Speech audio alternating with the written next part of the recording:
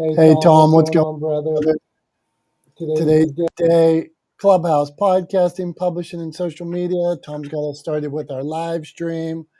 Uh, Jimmy, if you're free, come up for a while, hang out with us while people join the room. You can. Joyce, how you doing today? We're starting the room. Hey, one thing here's a couple things. The rooms have been crazy lately. We've tackled so many different subjects the last few weeks, Tom. I mean, you never know where they're going to go. It's a true story. But like I said last week, that's one of my favorite things about this is that we don't audit or edit or police the topics too much. We kind of let the conversation go where it goes.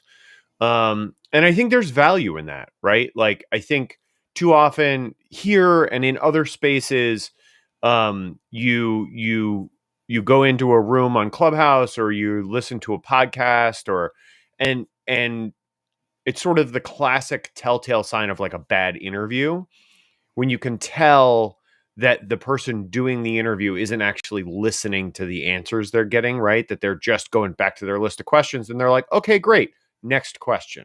Right. And I feel like there's a lot of that on Clubhouse. There's a lot of that in podcasting and in social media and other live streaming formats where people will just be like, here's the topic we want to talk about. And every time things stray or the conversation evolves, they like cut it off at the knees and go right back to what's on their list of things that they've decided they're going to talk about, rather than actually listening to each other and allowing the conversation to evolve, right? Allowing the conversation to move in whatever direction it may move in, right? But I think it's endemic of the fact that a lot of people aren't really good at listening. It's not a skill that a lot of people practice, right? And I like to think that the reason why our conversations are so wide ranging and tend to sort of wander a little bit is because we're good at listening, right? Because we and the people in this space listen to each other, and then that spurs the conversation in whatever direction it may be going in, right? But it's because we kind of practice better listening here than I think you find in a lot of other places. I mean, to toot our own horn a little bit, pat myself on the back, which was a phrase reminded me of a phrase my parents used to throw out when I was a kid. Tell me if this is a phrase you ever heard growing up. Don't break your arm patting yourself on the back. Did you ever hear that? I've heard it, but no, of the many, that was not one my parents shared with me. Yeah, that was the one that actually, like, it's that phrase and that kind of like the sort of teachings around it that I think like have created, at least in me, a sense of like imposter syndrome and like having a hard time talking about my work and my accomplishments and what I've done, even from a biographical perspective, because in the back of my mind, I'm like, don't break your arm patting yourself on the back, right? Like I hear that phrase and I like, no one likes a braggart, right? So, but I used to hear that all the time. But hey, look, I think we're doing something a little bit different here. And I think that's a good thing. I think it's different in a good way, right? It's not just different for different sake. It's different with intention. And I think that's important. I think it's a good thing we're doing here. So I'm proud of it. Hey, good. How do we stay focused, Tom, Joyce, Debbie, when 1,000 things are going on around us? Let's say I'm actually looking at Tom right now on the live stream. Tom sets up a live stream. So I'm looking at Tom talk. I think I'm staring in his eyes, but my camera probably has me staring somewhere else because I'm not as crafted. But how do we stay on point when other things are happening? You're out on the road, you're talking to somebody and your kids are doing something. You're on the job and you see something. Tom, you're on set, you're talking to somebody and all of a sudden you see something going on in the background that's not right. Or you get an email, and it pops up on your watch and you see, all hell's collapsing around me. How do you stay focused on where you're at right now? I mean, I am an easily distracted person, right? And so for me, the way I try to stay focused, especially when there's a lot of things going on simultaneously around me, is I try to take small bites at a time, right? So like I will do a little bit of one thing, right? And then when that's done, I will move on to the next thing. Like I try to, because I think it's easy to get into overwhelm, right? To a sense of being overwhelmed by all of these things coming at you simultaneously. And I've over the years have gotten pretty good at being able to say, like, kind of pump the brakes and say, okay, I'm going to deal with this right now. And then in 3 minutes, when I'm done dealing with this, I'm going to deal with this. And then 30 seconds after that, I'm going to deal with this, right? And I will just create an order of like a rank order of like of kind of what needs my attention most urgently, and I'll work from that down the list. But I'll do one. I don't try to do four things at once because I know that doesn't work for me. And generally speaking, there's actually been some research into this that generally speaking, humans are actually pretty bad at multitasking. A lot of people like to brag that they're good at multitasking, but there's been a lot of research that's shown that that's actually not true. Most people, the vast majority of people, are actually really bad at multitasking. And that when you engage in multitasking, what you end up doing is kind of doing a bunch of things really poorly rather than one thing well at a time. And so yeah, so I tend to just kind of rank order things like what needs my attention most urgently and go to that first, and then kind of work my way down the list one thing at a time, until things are, the house is back in order, so to speak, and until I've shored up the production or whatever I'm working on so that it's not going to collapse around me. But that's my approach. Well, Tom, I like that little things, small chunks. Good idea. Let's hear from Joyce and Debbie. The world, things are collapsing around us. The kids are yelling. Your dog's barking. The boss is mad at you. How do you keep how do you keep on task? How do you stay focused? How do you not insult the person directly in front of you when all these other things are going on? Joyce, we'll go to you, then Debbie. That's so fun. All right, so I am a mom of two grown kids, and when they were younger, I knew I couldn't multitask. I knew I just literally wasn't confident. I couldn't do it, and everyone around me was telling me what great multitaskers they were. So I had to figure out how to do one thing at a time. I literally couldn't even write an email and listen to my kids trying to ask me a question. So I know exactly what Tom's saying. I have, what needs to get done. That is where my focus is at that moment. That's where it stays, and then I move on to the next thing. And I have this new mantra I've been doing, because you get so distracted, you're not living in the moment, obviously. And the whole idea of happiness in the future is a farce.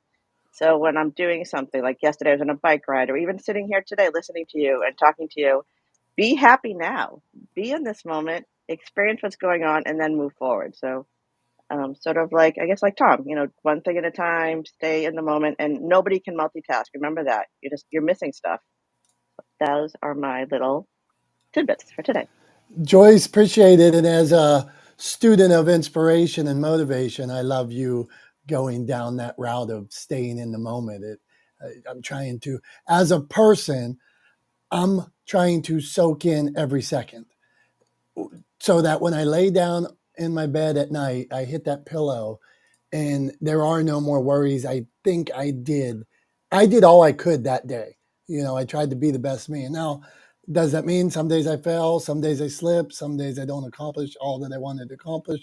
Absolutely. But I still rest knowing I gave it my best because I think, like we get called away from that stuff. But okay, my friend Debbie Griffiths, who has a new book coming out soon, Torched, Burnt by a Gaslighter. Debbie, how do you stay focused when you're launching a book, going and helping get your city to recognize a special day? How do you stay focused on the day job, raising a family, all that? Go on, Debbie. That's a lot of pressure. It is. Good morning, everyone. And as I'm listening to this, it is the 6:40 here in the morning, so I'm trying to get dressed and listen to this and fix breakfast all at the same time. So I think the craziness of our life is just kind of normal. And having brought up three kids, I think you're always kind of juggling something, but I totally agree with Tom. I have read those same statistics about there is no such thing as multitasking because you can't do anything well when when your hands are in so many pots. But I think for me, I try to stay organized. I have a list, where I know I want to get stuff done for the day and try and tackle that off. So the more I can get that tackled off when I go to bed at night, then I feel good, that I made a dent, that I hopefully made the world a little bit better place. And it is a lot of juggling. And I think where I get in trouble is I do all of this. I take care of all of this. I take care of everybody else except me. I put me on the back burner. So a lot of times by the time I'm in bed, I don't even have time to think. My head hits the pillow and I'm out. So I need to do a better job of carving in some um, me time in there, and some fun time, and that's something that I'm working on. So I'm landing my plane. Thank you, Debbie. And if anybody has any advice on me time and that kind of thing, feel free to flash. Hey, Debbie, just because it's such a good cause, would you tell us about real quickly?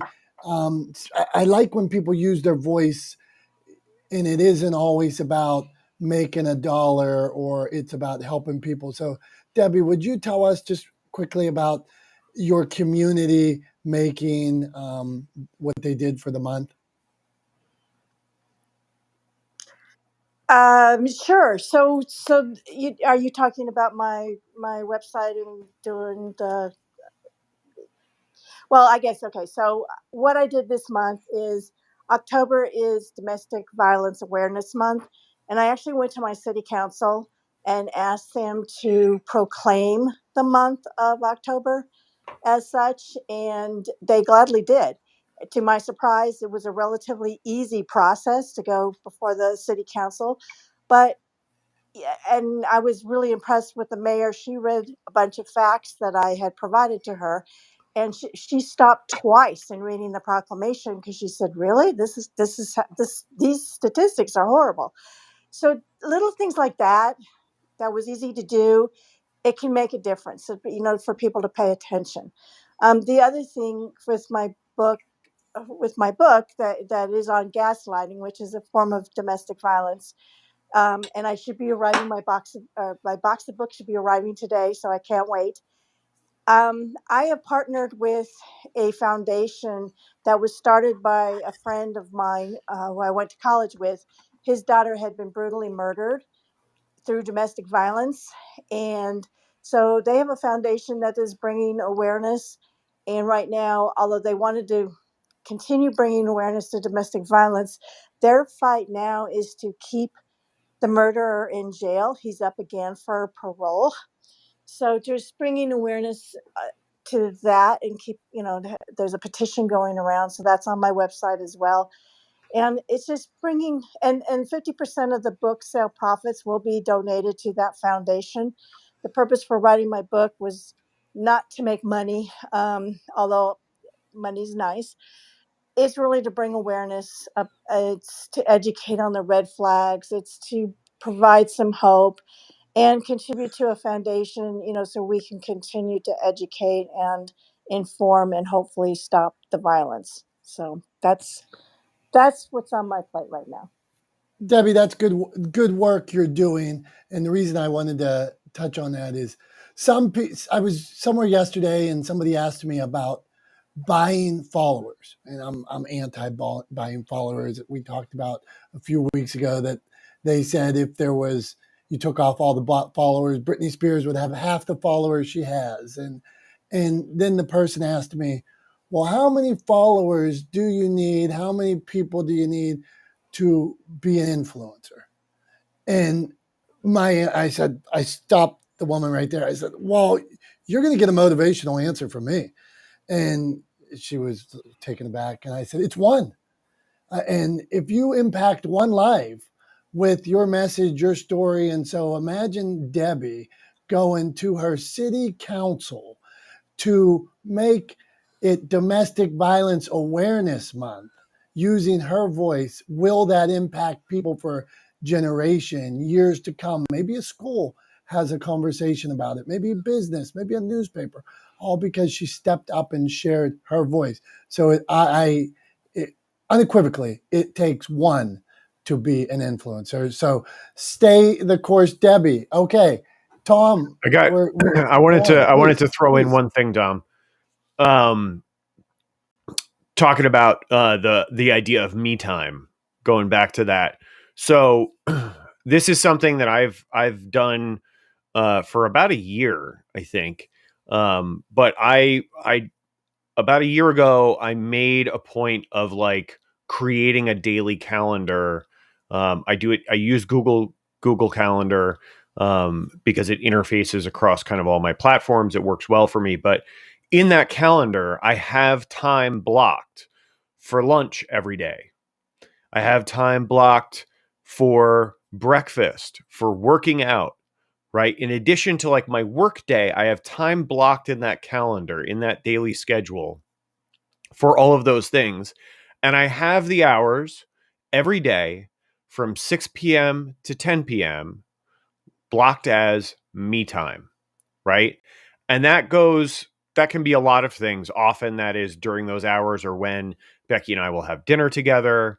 It's during those hours when I will see friends. It's during those hours when Becky and I will watch one of our favorite shows together, whatever the case may be, right? But between those hours of 6 and 10 every day, I have it blocked off as me time. That's time when I'm doing what's good for me and for the people around me, right? First, primarily, right? And not focusing on what other people need from me.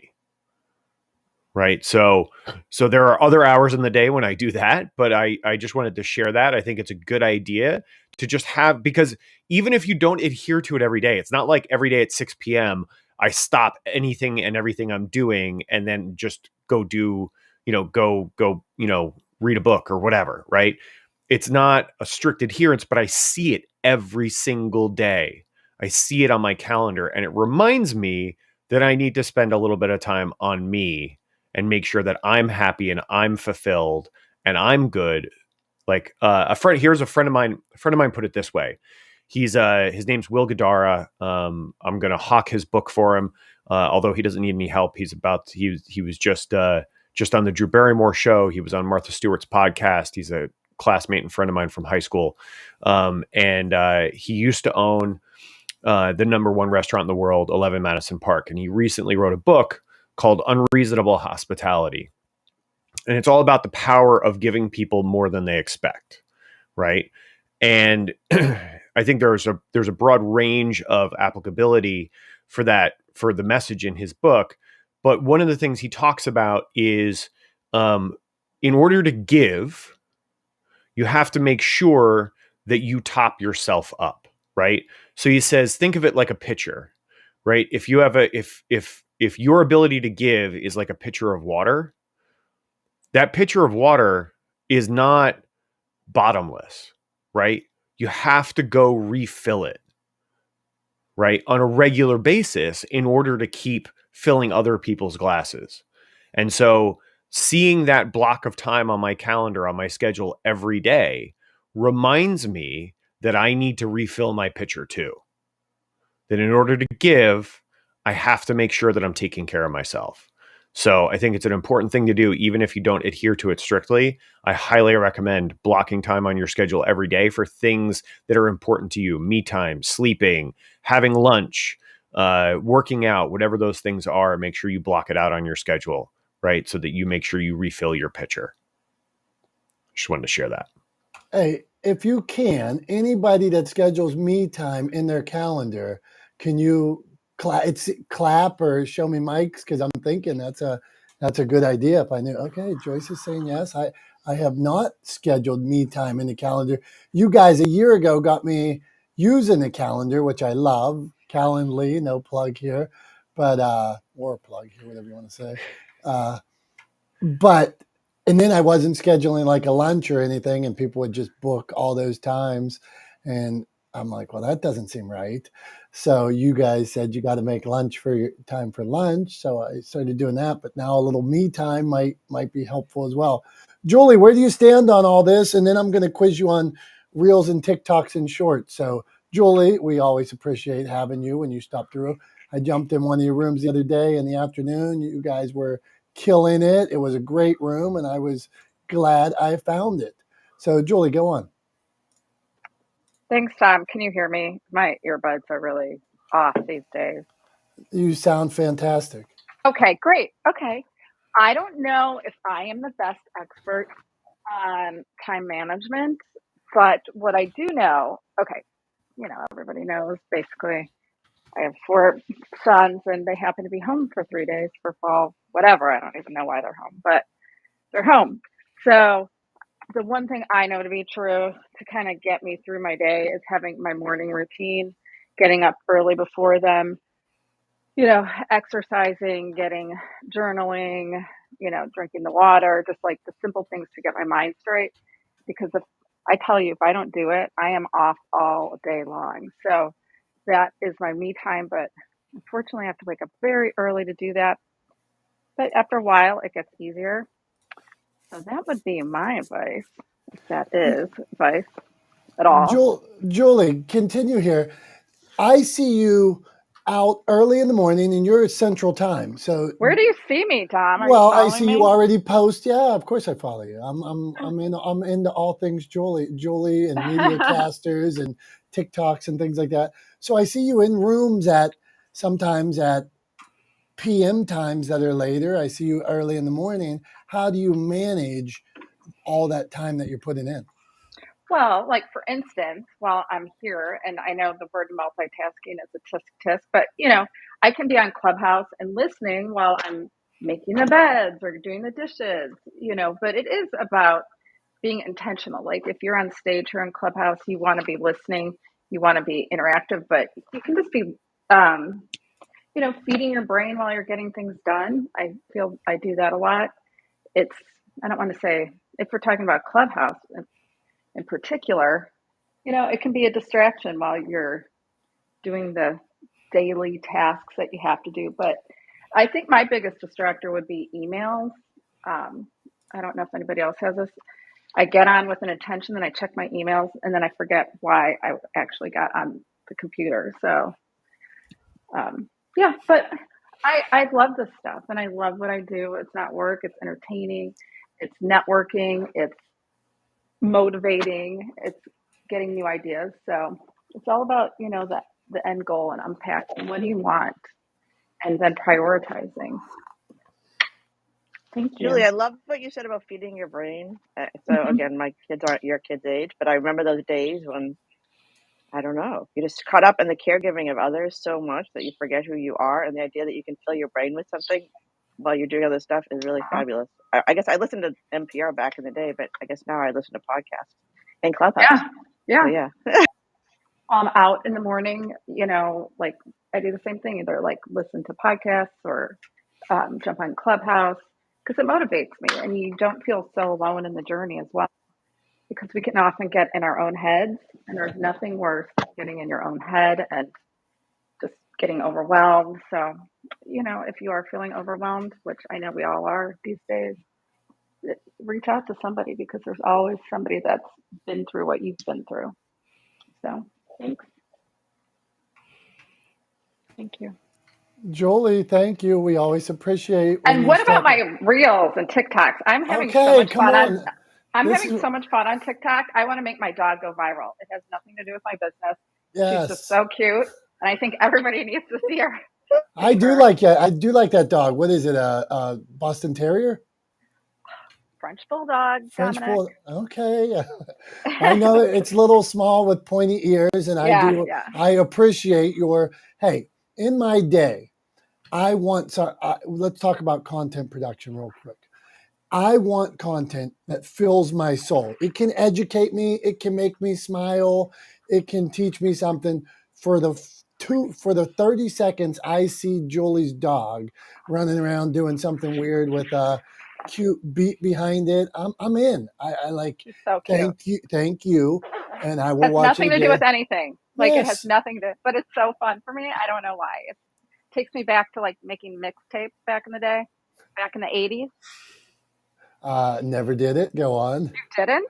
No, I'm lying. Dom, I you We're was all like, in. come on, totally. man. Come I on. I had would You sit.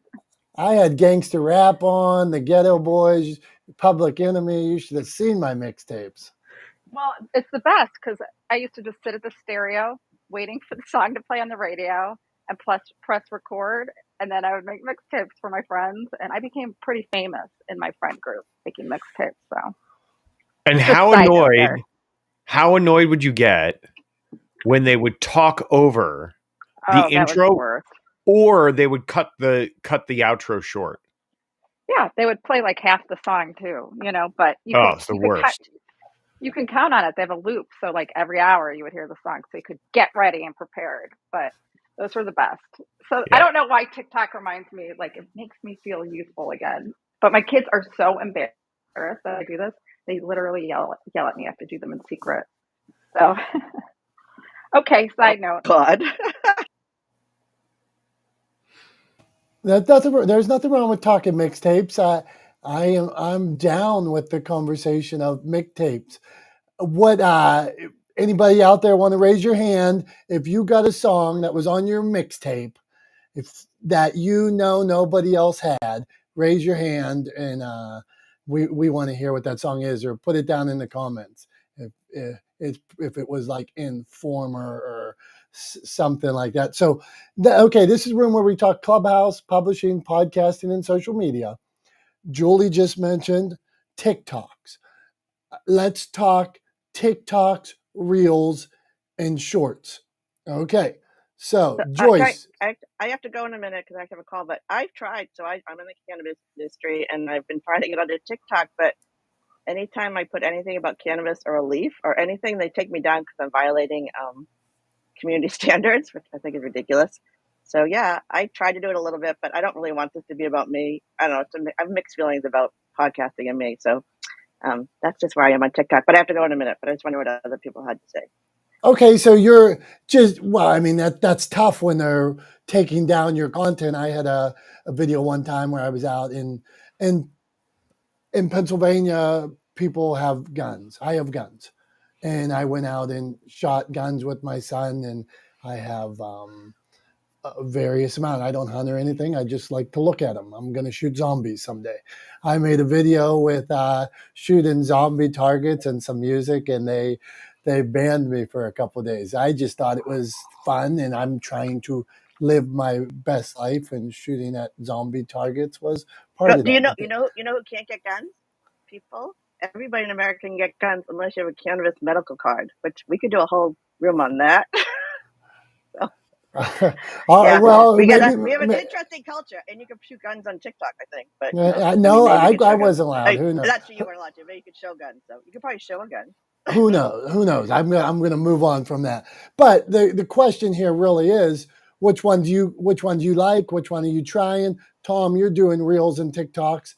Sometimes I'll do a reel and it'll get 100 views. I just did one the other day. It got 23,000 views, and I expected it to get 10 views.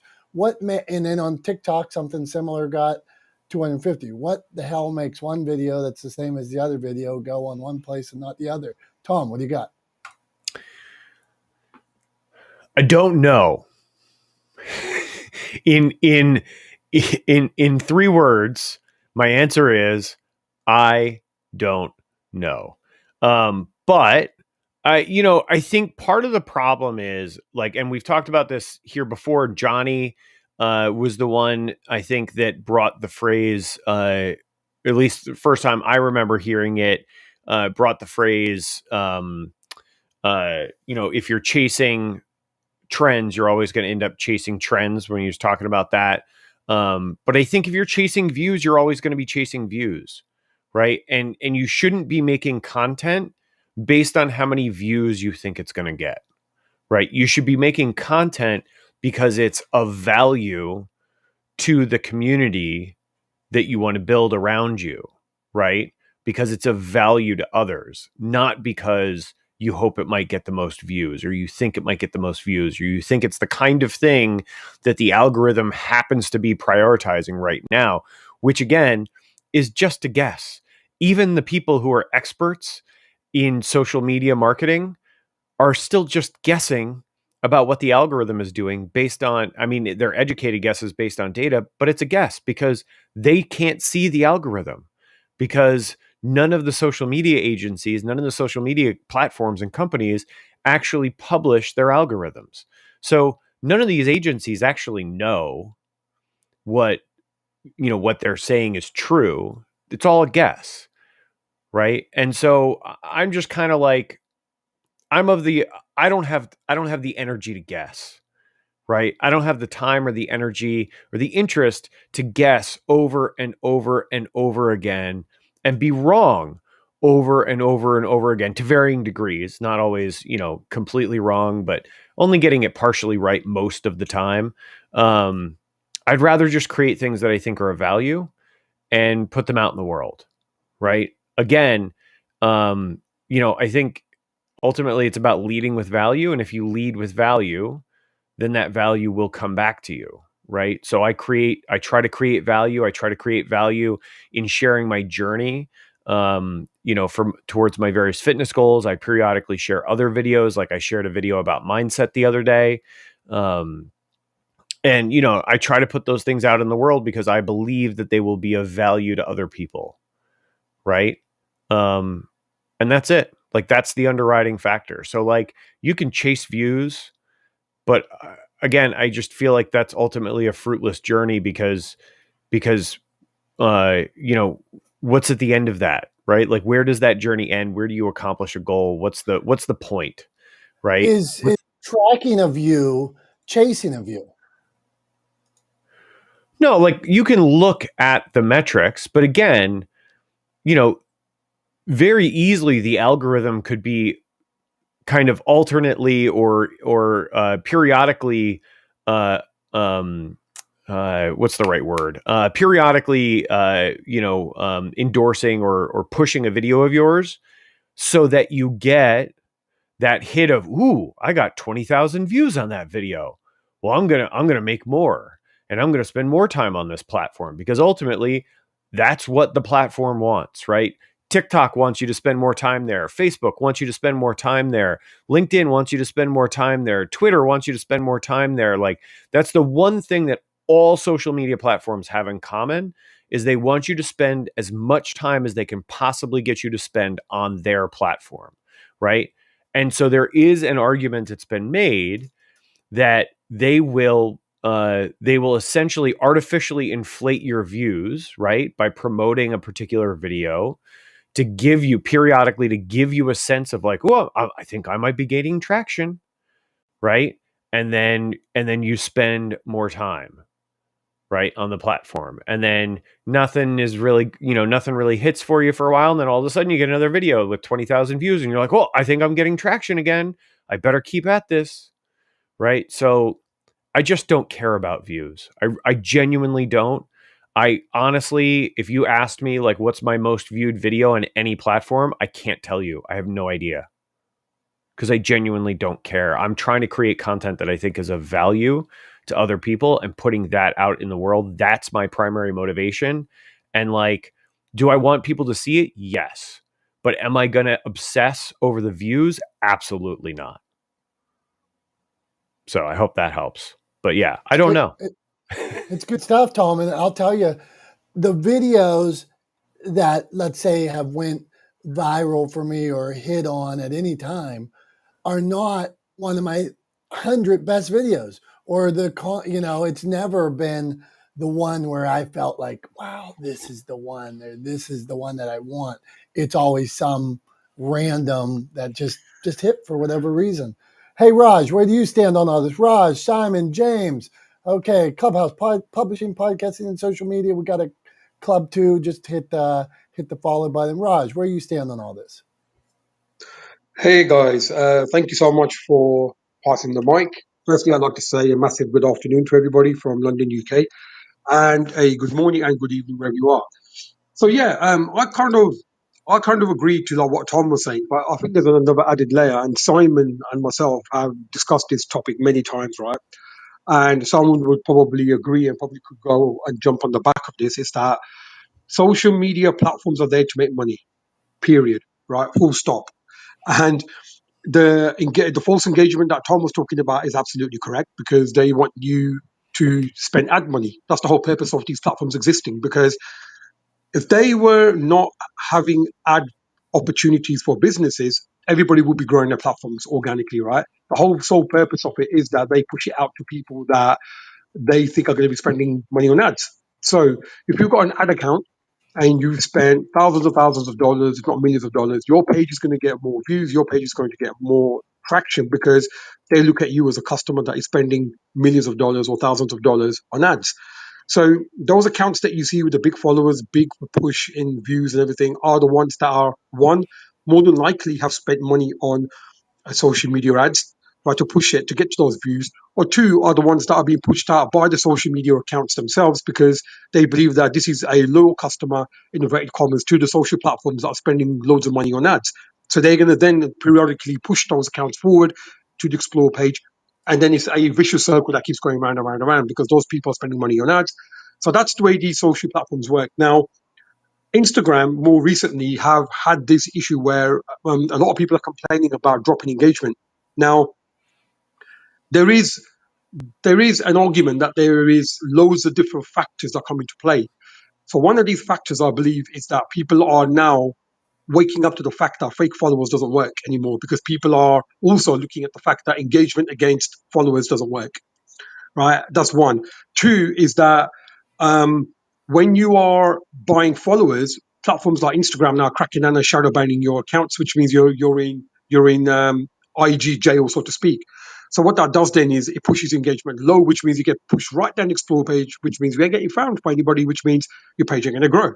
So that's number two. Number three is that spamming. So if people are coming from, let's say, for example, from Clubhouse, and they are going to your account and doing bare emojis, and is basically spamming your account with emojis, right? That is another way that you could potentially get shadow banned, and that also doesn't help. And lastly is if you're using the same and you're copying and pasting the same hashtags as well. I think that's like another thing. So there is something that we all can do. That's due diligence, looking at what we're offering. And Tom nailed it on the head, is by offering true value, quality content that is for your target audience. This is where a lot of businesses go wrong. And I think people in today's industry, especially in 2022, don't have the attention span. They want it now, today. I believe in that Rome was built in the day, and it takes time to build a brand, build a business. So I think people need to take their time, do their own due diligence, look at what they have to offer, and offer that in content value. Because if anyone that appreciates your content, they will engage, they will contact you, and they would want to work with you, right? So Tom, I believe in 100% what you said is absolutely correct, because I do the same. I provide the tips in marketing and PR and social media and all that good jazz. And people do come on there, they comment, they share, they follow. But then what happens is they also start spamming by doing emojis. And I've said to people, please not spam my page, because it's going to make it look like that I've got a bot, which I haven't. So on that note, I'm going to pass the mic back over to you, because this is a topic that can go on forever and I could talk for days. But yeah, it's a good topic. And if there's anything else I can chime in, I will. Thank you so much. Raj, hang out, man. We love having you, and very skilled with what you're saying there. We hear you. We're receiving it. So stay here. We need your expertise around here. I wanted to point out that it is so clear on these apps like Instagram or LinkedIn or TikTok. I can divide your views by your followers and figure out so quickly that TikTok's allowing about 10% of your people to see each post, and then based on if it gets some early likes or something, they'll go a little bit higher. I can look at your LinkedIn and see the same way. Like, people will put out, a beginner in this space put something out, and they're like, nobody liked it, or they didn't see it, or why aren't my people liking this content I put out? Well, because only 10% of your people saw it. And then early on, like Tom said and Raj said, early on, they'll give you 10%. TikTok will give you a 30%, or they'll let you have a video that's 5 times your following. And you're like, well, I got 500 views on this. I only have 10 followers. This is amazing. But it is a marketing ploy, get you to spend more time on this app. All right, let's go to our expert, Simon. Simon, where do you stand on all this? It will be no surprise to Raj that we've discussed this many times, and we do have some chuckles about let's just say so-called social media professionals who tend to, when they're telling people to like do all of these things and not actually telling them the facts of this elevated engagement, this and other. It doesn't take much to work it out. I started on YouTube Shorts a couple of days ago. The first one, which I did nothing on, let's say I think it got 3,500 views. The next one, the next day, got 127. I mean, come on. Any of us that have any clue or any common sense are going to sit there and go, look, the first one, the algorithm recognizes, and it gives you this high. And I said to somebody today, I said, do you realize that Facebook has hundreds of business psychologists that, when you go to leave Facebook and it sends you that message that goes, but you're going to miss Raj. Raj has just been to the pub and is having another burger. It's all done to play with the mind. The thing is, lots of us know exactly what's going on, and I don't play that game. Instagram do it, don't they? This post is getting 25% more engagement than the last one. You go and look at the statistics. It's not the end of the day. It's being triggered by the algorithm. The algorithm is clever in some ways, but in another way, it's not a human being. It's looking at reactionary things. It's probably noticing that you've not posted. Don't post for 4 days and then watch what happens. Oh, Jim's just posted about going to America. Oh, okay. It's all done psychology because that's what it is, isn't it? It creates a need. These platforms have created need, but not from those of us that I call old and bold, because we've been here before, we've seen it before, and we've seen the gimmicks. And then, interestingly, when you try to tell some of these people that, they don't want to hear it. Oh no, but and you're like, hey, come on, you got 100 views yesterday of your reel, and then you got 10,000. And they're like, oh, yeah, but I just must. And you're like, come on. Some people are not going to, they're not going to listen to the common sense. And I don't deal with that. I'm just like, go and do your due diligence. If you're watching your analytics, you'll probably work out an average. Let's say I get an average of 2,000 views per reel, right? And then it goes to 9,000. And then it goes to 7, 8, 900. You'll probably find what that happy medium is. Like I says, I think there's probably a percentage versus followers. And I think on Facebook, it's probably about 0.2% or something like that on a Facebook page now. And the thing is, it's sad in a way because they're playing around with people's emotions, and that's causing lots of people difficulty. Because it said it doesn't give me the high because I don't look at it. I don't create a video to go viral. I don't create a reel. I've not gone onto YouTube so that I can become YouTube famous. I allow it to do its. Or for me, organic growth is you create it because you want to create it. You create it because it's what you enjoy doing. And again, me and Raj have had this conversation in many rooms. How many people are sitting there and going, I want to do this video, but hold on a minute, I can't just do that video. I've got to do this. I've got to do that. I've got to do that because it's got to do this. And I've got to use that trending song. And I'm like, how much energy have you just put in to artificially inflate it? Because if you think about it, the platforms are artificially inflating some, and then some people are thinking, well, I'll have to artificially inflate it even more. And I say they say, I've got to do this, Simon. I've got to do. Who tells you? Who tells you you've got to do this, Simon? And they don't have an answer. They're just like, oh, well, I saw so and so did it. Oh, okay. Oh, and so did it. Oh, okay then. Are you them? Are you a clone? I don't use trending music on YouTube Shorts. The first thing that comes up is all these trending music. I deliberately go past it because I'm like, if it's trending, how are you going to stand out if you use the same song as everybody else? I go in reverse. I look at like Raj says on the hashtags. I go and look at hashtags. I never use any that are above, I think, 100,000, because everything above that, every man and woman and their dog is going to have used it. So I do sit here now and I smile when I hear these probably supposedly more educated people who are going to sit there and they're going to want to tell me, the one good thing that came out of trauma with me was analytics.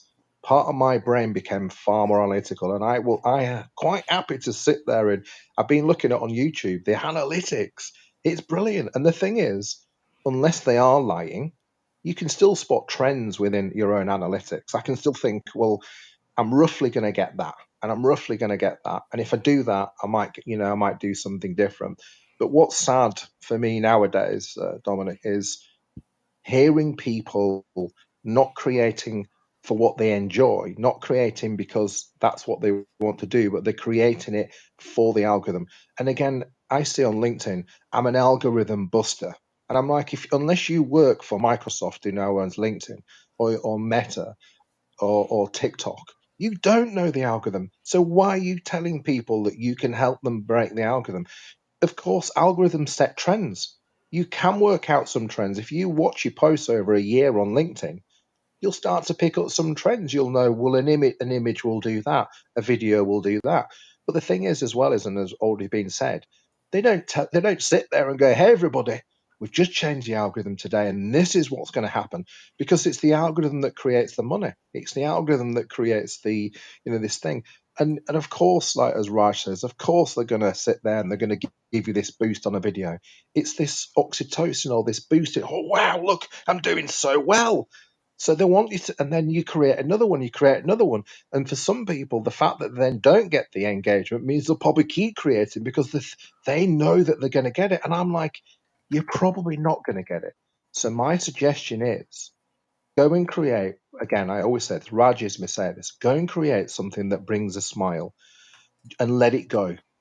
I do look at the analytics because I'm analytical, but I don't look at it to berate myself. I don't look at it to go, oh, Simon, oh gosh, that 30-mile cycle ride you just did yesterday only got 7 views. So tell you what, you can't do that tomorrow.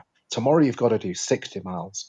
What kind of a life? It does disappoint me. What kind of a life is that? But again, I'm not here to judge those people. If that's what they want to do with their lives, if that's what they want, if they want to be an algorithm chaser and they want to dedicate all of this content purely on the basis of algorithms or trends or so and so doing this. I've been there, and many of us will probably say, "Have we all been there?" Yes, I was in there in the past. It created misery.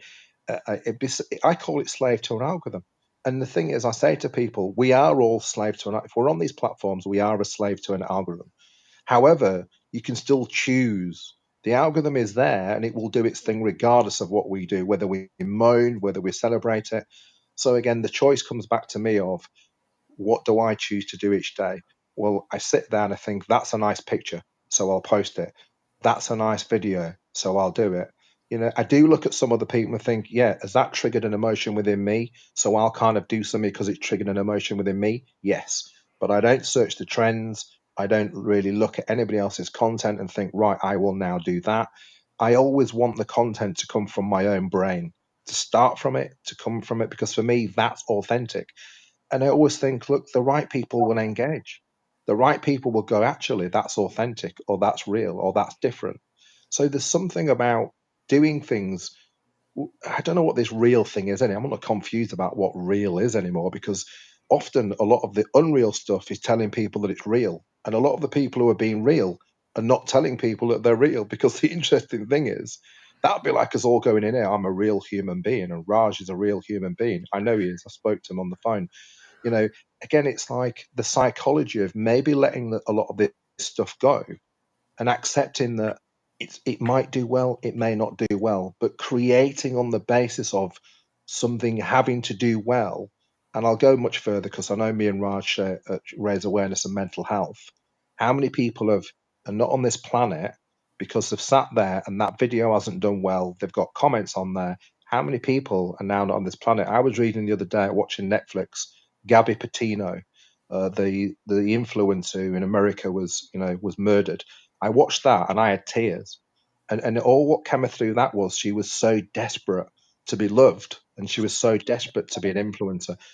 That's the modern era. When I look at that as a 50-year-old, if that was my daughter, and I've got to do this, Simon. And again, one thing that came out was, this van that they were traveling around in, because I think she said she had OCD, was that she had to keep it clean for the videos. Now, if I'm sitting there and I'm thinking, oh, I'm going to go out for a run, oh, my trainers, my sneakers, my kit's a bit dirty, oh, I've got to clean that for the video, that starts to create some anxiety within me, and that starts to create concern. And that's where it can end up, is that. So my thing is, look, I might be getting old here and miserable and this kind of thing, but I'd rather have a happy life, Dominic. I'd rather come into these rooms and have a bit of laugh, have a bit of a banter, have a bit of a discussion about this, but not kill myself for it, because, wow, some of us are dealing with mental illness, and social media for me is going to become the new mental health pandemic. In fact, it's already here. People are dying because of it. People are getting into debt because of it, because, again, they're paying for these adverts. People are going to extremes of doing these strange TikTok things, and people are dying. So I don't want to bring it down too much, but, I think there's a bit of a message within this. And like Raj, gosh, I could talk about this for days, but I'll pause. Thanks, Simon. I think what you were getting at there right towards the end is this, this idea, and there have been a whole bunch of studies done on this, right? But this idea that the sort of dopamine addiction that social media can create in people, and you end up with tons of people, lots and lots of people, and I've had conversations with people where they express this idea that they want to grow a following, right? And I don't even like the idea, like from a business or a brand perspective. You don't really want followers, right? You want people who are actively engaged with your brand. Like, you want a community. You don't want followers. Followers aren't valuable to a business. Like, community is value to a business in terms of long-term viability, right? And so what you get is people who are addicted to these dopamine hits that these algorithms dole out through views and likes, right? And what you end up with are people who are chasing growing a following or becoming an influencer. And when you sit them down and you ask them why they've set this goal, they can't answer you. They can't tell you why. And the reason they can't tell you why is because, unbeknownst to them, they don't really care about getting a following. They just want that next hit of dopamine, right? They just want that next pleasurable feeling they get when they see a video gets more views than any other video that they've put out, or a post gets more likes than any other post they've ever put out, or they get a notification that they've got new followers, right? Like, I've noticed actually on TikTok that I only get notifications of people liking my posts or following me when I'm on the app, right? It's a very intentional way they've designed that so that as I'm on the app scrolling through other people's content, I'll get notifications, right? So it's just holding onto the notifications and then dribbling them out to me, because I don't have that many. I don't even know how many followers I have on TikTok, but I don't have very many, and I don't get a ton of likes on my videos. They don't get a ton of plays there. It's fine, right? That's not why I put them out, like we said before. But like, they intentionally drip them out, right, with the idea that it'll trigger a dopamine release in my brain, and I'll go, ooh, I'm getting more likes. I gotta create some more content and maybe I'll sponsor a post. Right? Maybe I'll sponsor a post, and then I'll get even more likes, and I'll get even more followers. And then and then maybe I'll sponsor another post. Right. And it's just this sort of never ending, slippery slope into a well, right? That is incredibly difficult to climb out of, because it requires so much dopamine, such a big hit, so many likes and interactions to just get back to a normal level of satiation. Right. And that's what is ultimately, I think, when you're talking about this mental health crisis, which is a very real thing, especially in teenagers. Right. And there was that some reporting that came out 6 months ago or so, I think, where it was revealed that internally Instagram knew that their platform was increasing suicide rates amongst teenagers, and they did nothing to try to counteract it, right? But that's what's happening. That's what's going on, right? That's the mental health crisis you guys are talking about, is this sort of never-ending need for dopamine, this never-ending desire to get more and more and more followers. And it's really just a quality or quantity over quality issue, right? People want to have 1 million followers. They don't know why. They don't know what they're going to get with those 1 million followers, right? But they want to have 1 million followers, or they want to have 100,000 followers, right? And they don't know why. They think there's some big check at the end of that follower rainbow, but there isn't necessarily, right? And what businesses and brands are realizing more and more is that it's actually not how many followers somebody has, right? But it's how engaged they are with their community and how engaged their community is with them.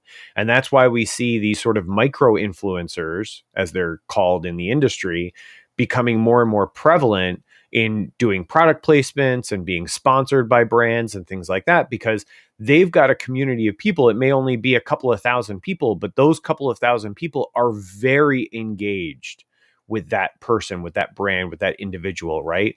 And so they're of much more value from an advertising and marketing standpoint than somebody with 1 million followers where nobody really pays any attention to what they have to say because they've sort of become a caricature of a human being, right? So, like the Kardashians have, to be point blank, right? The Kardashians are caricatures of people, right? They're like, their public personas are not even really people anymore, right? They're sort of caricatures of this sort of theoretical personhood, right? They're not really, I don't think many people look at them as people, right? They look at them as the Kardashians. They've become caricatures of themselves. And I think that's the reason why fewer and fewer brands are willing to spend the kind of money that they are asking for to work with them.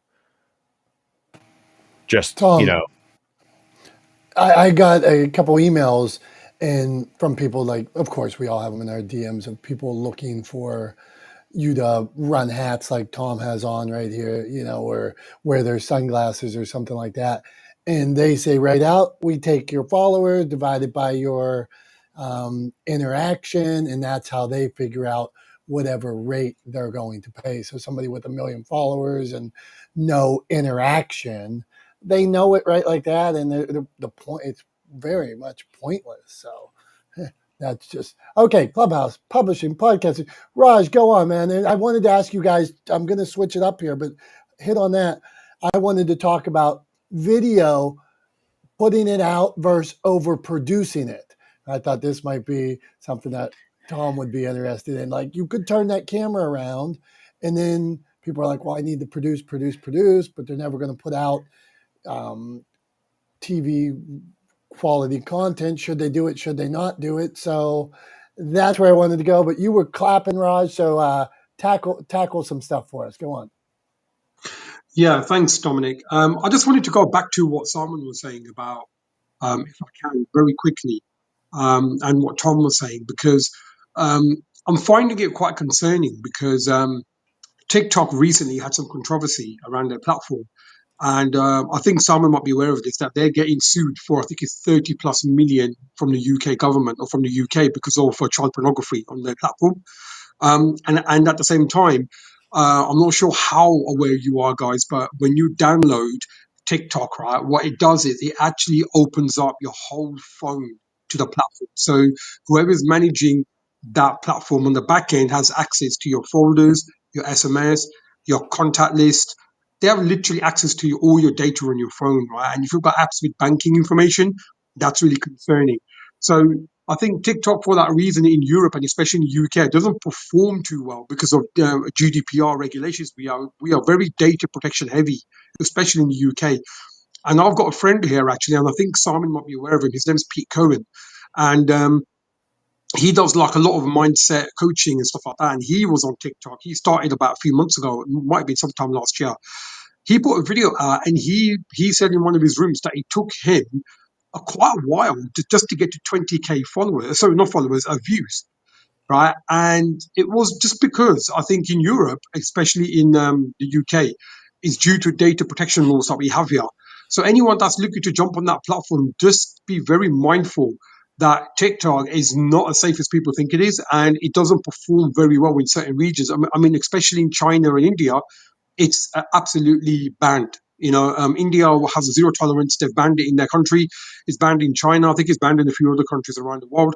And in Europe and especially UK, it doesn't perform that well. So just do your due diligence and just basically look into the platform a little bit deeper like before downloading it. I mean, I'm not on there myself because it doesn't serve me, doesn't serve my purpose.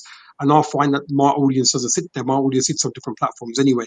But yeah, I just wanted to go on the back of what Salman was saying and just be very, very careful because I know some people have complained about TikTok's content that's on there. And as a great platform it is, just be very mindful of that. Thank you. I'm going to pass it back to you, Dominic. Raj, man, we appreciate it. This every Wednesday we do this room. We always say you never know where the room's going to take us. We talk Clubhouse, publishing, podcasting, social media. Today we're digging into TikTok. We talked about Reels versus TikTok versus what are the new ones, Shorts on YouTube. And I just saw somebody talking about Shorts really looking to monetize because of they're really just trying to compete with TikTok and Instagram Reels. So now they're pushing their platform. But the question I was asking, and I want to get Tom's input on this. So Tom, how do we fight this overproduction that I'm not a professional in video. And then we start to think, but there's so much, I believe in the power of the story. I believe sometimes you could just, my authors or me, we should just turn our phone around and talk. But then you see somebody else has a drone flying over and cool music and this and that. How do we not overproduce? Should we overproduce? Should we spend more time producing? Guide us here. I mean, I think it's all about setting reasonable expectations, right? And being aware that at the end of the day, you're in control of the expectations that you set for the people that see your content, right? So don't forget that. They don't have expectations of your content going into consuming your content. They're not going to look at, like let's take my training vlog videos, for example, right? No one is going to see a caption for a reel or a TikTok that says, marathon training vlog day 40, whatever, and expect it to be like a Netflix show, right? They're just not. It's on social media. It's a reel, right? And it's a vlog. So already their expectations are much lower than what someone might imagine them to be, right? So remember that you are in control of setting expectations for your audience, right? You get to show them, demonstrate to them what they can expect. And then you should, wherever you set the bar, you should deliver to that bar, right?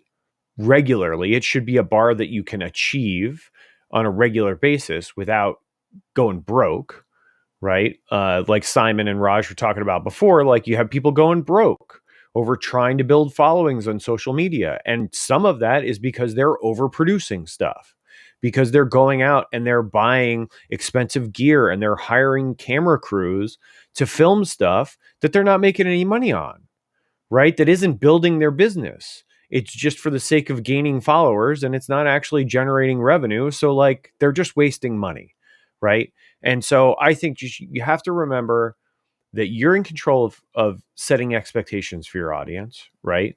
That's first and foremost. And then the other thing too is that you have to be realistic about where you are, where you stand in the broader context of video creators, right? So like if I go out for a bike ride and I don't ride as fast as the guys who compete in the Tour de France, am I disappointed with myself in that ride? No. Why? Because I'm not a professional cyclist.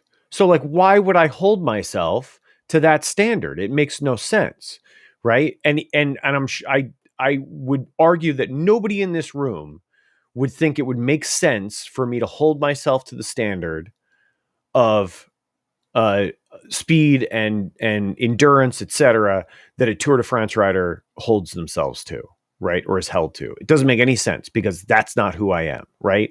And the same is true of people who go out and start creating content on social media and hold themselves to the standard of a professional content creator, right? If you're not a professional content creator, don't hold yourself to that standard. Are there some minimums that you should try to adhere to? Absolutely. Right? Like, should you try to make sure that your video is clear and in focus, and that definitely that people can hear you well, that there are captions on your videos, right? Absolutely. But that's all easy stuff that is built into most of these apps that you can download free apps to execute on.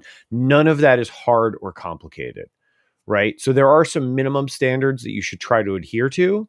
But after that, be honest, be realistic, be truthful about the measuring stick you use for yourself, and remember that you are always the one in control of setting expectations for your audience. They don't know what to expect if they haven't seen content from you before. So when you start creating that content, you get to set the bar, right? So just remember that you're in control, not some artificial, imagined algorithm, right? It's not in control. You are in control. You get to decide what you put out and how you put it out, what it looks like, right? So just that's something I think that's incredibly important to remember. Thank you, Tom. We appreciate that. We want to hear. Hey, hold on here. Let me reset. That's something I may not be good at. James was in here before. James, anytime you drop by. So we got James, we got Jamie, we got our friend Ching. Tom was on Ching's show, I think. So let's hear from James. James, we're talking about overproduction. We're talking about different apps we can use. Ask a question, drop a tip. I miss you, James. How are you doing? Hey Dominick, how's it going, man? Overproduction. Um, I'm probably in the underproduction category. Or under with really what we were saying is like people have paralysis by analysis. So you start to think, should I put this out? Should I put my podcast out because somebody else has more production? Or should I not? And we get scared and maybe don't put out a good piece of content because of these thoughts in our head. Go on, James. Yeah, I think I've had it in the past where you listen to other podcasts. So in my sphere, I listen to other sports podcasts that are heavily produced. They sound absolutely perfect. There's not an or an or anything in there, and they sound amazing. They sound like you're like watching something on TV produced. And for me, like I kind of like the rawness of our shows because they're not perfect. We're not supposed to be perfect. We're a small independent company that is trying to make its way in the sports world. And when you do go up against the ESPNs and the Sky Sports and all this kind of stuff, like I'm going up against like billion-dollar companies. So I kind of also at the same time have to realize like I don't have that kind of financial backing. It'd be nice to have it one day. So I've got to kind of work within the resources I have. And yeah, sometimes like I'll listen to an episode and I'll be like, oh, maybe that's not that great, or you know, for whatever reason. But for me, it's the content. So the content is king. If I can get across to people as a host, if I can kind of pull them in to the stories that we're talking about, the games that we're talking about, then I can pull them in that way. And they're probably going to forgive us for not being an ESPN or a Fox Sports or whatever, very heavily produced, because they then look at us as, you know what, they are quite a small company.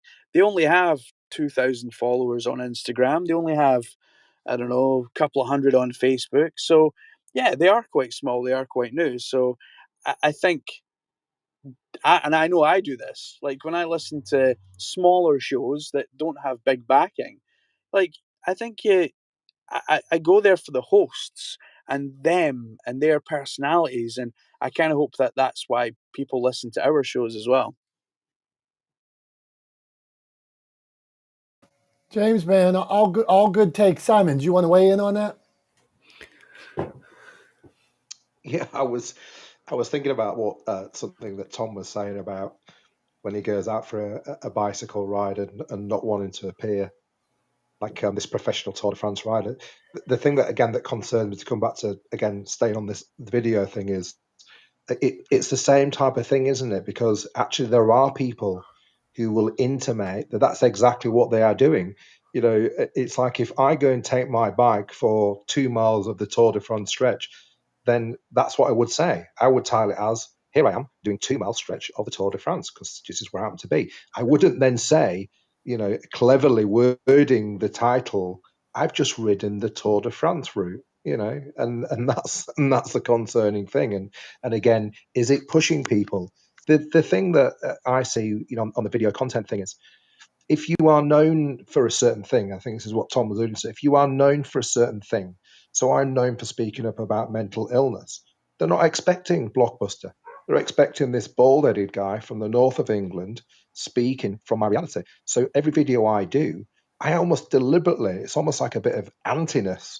I almost deliberately don't want this shining light and do I think about the colours and the background and the this and that? No, because for me, that's not authentic for me. Now, if you are producing a professional podcast or you're producing professional content for somebody who's paying you, then yes, absolutely. If I were talking to somebody about their podcast, I would be like, well, hold a minute. What do you want to put out? What do you want to project? What do you want to put out there?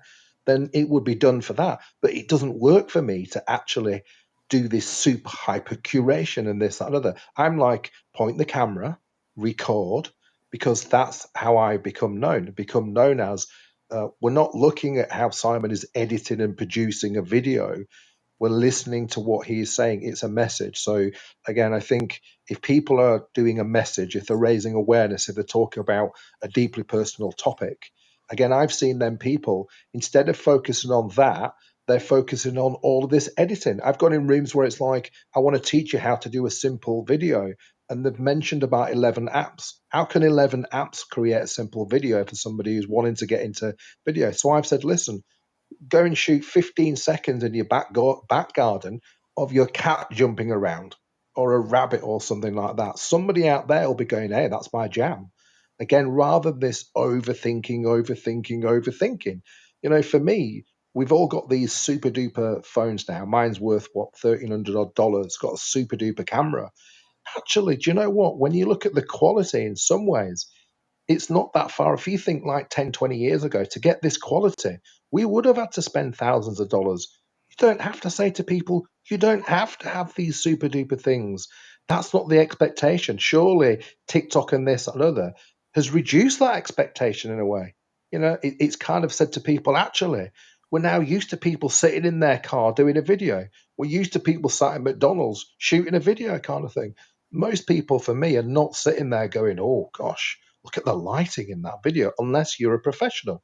If you're a professional, and again, if a professional came to me and said, well, I'd say, well, you're probably right, but that's not my jam. That's not why I'm doing this. I'm doing this because it's my authenticity, and my authenticity will not be somebody else's authenticity. I'll rest there. Thank you. Thanks, Simon. Yeah, I think, you know, it's again, it's about setting reasonable expectations. And what I was saying with the Tour de France thing example earlier was like, I can't hold myself to the level of expectation that those athletes are held to, right? I am never going to ride as fast as a Tour de France rider, and that's okay, right? Just the same way that your content might not look like a professional studio produced television show. And that is also okay. Like you said, it's authentic to you. And that's the most important thing. I think the other thing that I encourage people to do is go search out, and this is, you know, something that's easy to do on YouTube, for example, right? Is go to your favorite creator's channel, right? Your favorite YouTube channel, which most likely releases content on a very regular basis on a schedule every Thursday, every Tuesday, every, 3 days a week, whatever the case may be. They have a very clear schedule. of the content that they release, right? I want you to go to their channel and I want you to go to the first video they ever uploaded on that channel, right? Most of those content creators have never changed their channel. They've never changed the name of their channel. They've never changed the handle because they want to hold on to all of their community from early on, the early days of their journey. So go back to the first video they ever uploaded on that channel and watch it after having watched the most recent video they uploaded to that channel. And I guarantee you, I promise you, you will see a dramatic difference in the quality of those two from a production standpoint. Maybe not from a content standpoint, but from a production standpoint, you will see a dramatic difference in the quality of those two videos. And the reason why you're going to see such a dramatic difference is because at first they were bootstrapping it, right? It was a startup. They were early days. They were doing things kind of as cheaply as they possibly could just to get the content out there, right? They were just doing it to get it out there. And then as they started generating revenue from that content, as they started earning income and they had more money to put into the production value of their content, they started raising their own bar, right? They started raising the bar for themselves and creating steadily better and better content over time. But I promise you, if you go and look back at the early days of any of your favorite YouTube creators, their video quality sucks compared to what they're putting out now, right? But again, they were in charge of the trajectory of that rise, right? They controlled where the bar was set at every turn and every opportunity. And that's what I think people so often forget, is that you are in charge of what you put out there, right? And to Simon's point, it's incredibly important that what you put out there is authentic to you.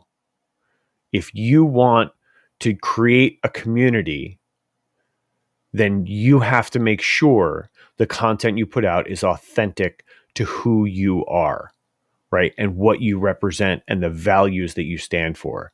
That will attract the community that you want to attract, right? But yeah, creating content because you think that you have some arbitrary notion of that's what people want you to do, is a fool's errand, and it's going to take you no place fulfilling. So that's my thought on that. But yeah, I appreciate your thoughts there, Simon. I'm not sure. We had a whole bunch of new folks jump up on stage here, Dom. So I'm not sure where we were, but I think we should probably move through and give some other folks a chance to chime in. I feel like I've been sucking up a lot of oxygen in the last few minutes. No, you're doing good, Tom. And I love the message that you were sharing, that bar for yourself, understanding what that is, what you put out. So we're gonna go to Jamie, Ching, Shahid, Billy, and Carrie. Those are some great content producers. I put this link up of a video I did just recently, Discovering Inspiration. Me and my son used to shoot these. For years we went out. He was like 10 when we started doing it. And then over the last couple of years, like over the last year, I haven't been doing as many in COVID and things like that. And then I picked up, I started doing a TV show with a cable company. And so the cable company has more production, more fancy cameras, expensive mics. And then I started to not want to put out the Discovering Inspiration because I started thinking to myself, well, maybe I'm not putting out the content of this other show. And my daughter one day, she came to me, and I was going to California, and she said, Dad, you need to do that Discovering Inspiration. She's like, that's where you started out. And I watched Mr. Beast, and Mr. Beast at one point was going to go be a streamer or a Twitcher for somebody else. And he said, no, I'm not going to do it for this other person, or I will, but I'm still going to keep my own thing. I'm going to do this on my own. So that's why I went out to California. I got my buddies to shoot. I shot. And that's why we did this Discovering Inspiration, because I kind of was losing my way with all the production. And I thought my daughter was right. And I'm going to try to, for me, it was all about sharing inspiration, meeting people that maybe they weren't going to write a book, but they still had an inspirational story to share. Maybe we could go out and tackle something or step out of our comfort zone. And so that's why I did that. So if you want to check it out, please do. But it is not high value. It is not, I don't have fancy cameras. We used iPhones that day. And I lost my mics. I left my mics in California. I did have mics. I don't know if I left them in the sand or what. Damn it. So I lose shoes. I lost a sweatshirt on the plane. I left some shoes and a pair of jeans down in Deep Creek this summer. Just give me a quick clap. If anybody is like me and when you travel somewhere, you lose stuff. Has anybody done that? Clap? No, nobody loses anything. I mean, when I was 8, I lost I a used to pair leave of stuff jeans. everywhere. Okay, hold on here. Carrie, have you lost anything? Are you kidding? I have ADD. So there you go. Okay. Yeah. So this summer we went to a lake. I lost a pair of jeans and a pair of shorts, and I had never even worn the shorts before. In California, I lost my mics and I lost a sweatshirt. I left it on my buddy. My buddy Dom, said, this "Go on." this sounds like a drinking problem, not a losing problem. Hey, how dare you say that? Uh, my buddy told me at the airport, I'm like, "Where's my blue sweatshirt?" And he said, "Oh, blue sweatshirt. I saw that on the belt." And I'm like, "You couldn't have picked up my sweatshirt? Come on, man." So, okay, Jamie, where do you stand on all this? Straighten us out. Well, I agree with Carrie. I have ADD, so I do that at home. I don't have to travel. You're like, where's my phone? Yeah. So on that note, but when it comes to podcasting, I wanted to bring up this picture. This is the biggest picture for this week. This is my dog and my mom. So I put it on my cover photo and it's getting hits like crazy because I don't know. I promote my mom and I doing commercials together, and well, mom and Toki got their own commercial. So that's what happened this week. So I put up whatever was happening to me, and mom and Toki having a photo shoot was the thing. And it's funny, it gets more likes than my own things because it's a dog. But it's true. It's true. Put what you like and put what you do, and people will like it. I'm Jamie Hill. Great message. What you like, what you do. Julie Loken was in here earlier, and she was talking about the videos she does with her. What kind of dog was it, Tom? French Bulldog. French Bulldog. Okay. She makes videos about her French Bulldog. She loves making videos about her French Bulldog. It's fun for her, and she shares those videos. Tom does his bike rides. He likes training. He shares them with us. He likes it. We like it. It's authentic. So why not put that kind of content out? If you see me goofing around, I goof around a lot. So sometimes you might see that kind of content. It's just me being me. Ching, you make award-winning films with your iPhone, right? So please tell us about, we were talking about overproduction. Just give us how do we avoid paralysis by analysis when we're putting out content? Go on. Hey,